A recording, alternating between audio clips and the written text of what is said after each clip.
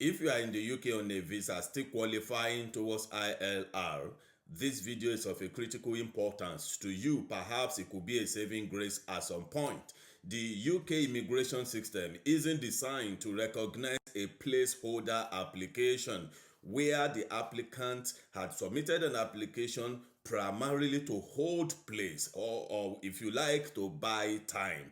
This could be the so-called FLR, this could be the so-called fee waiver, any application that is not a substantive application but it is put in there to hold time down while you look for a COS to make the substantive application you would like to make to renew or extend your stay in the UK. The system isn't designed to recognize that intention.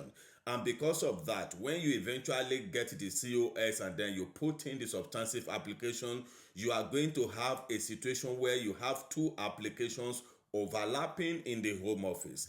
That is going to result to something you didn't plan for and you would not expect what impact it could have, because the first application, the placeholder application, is going to trigger section 3C when your current visa expires, and the second overlapping application is going to extinguish section 3C, and at that point the period covered by the placeholder application now become vacant. You have been technically overstaying.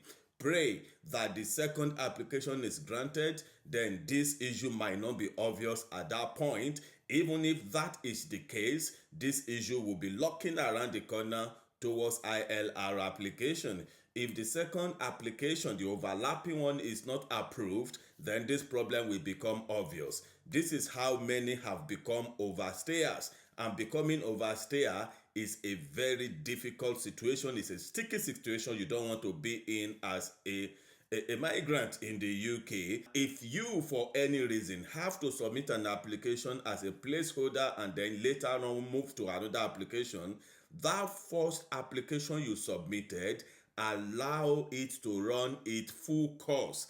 Allow the Home Office to take a decision on that application, and after a decision had been taken on that application, then you can go ahead and make a second application.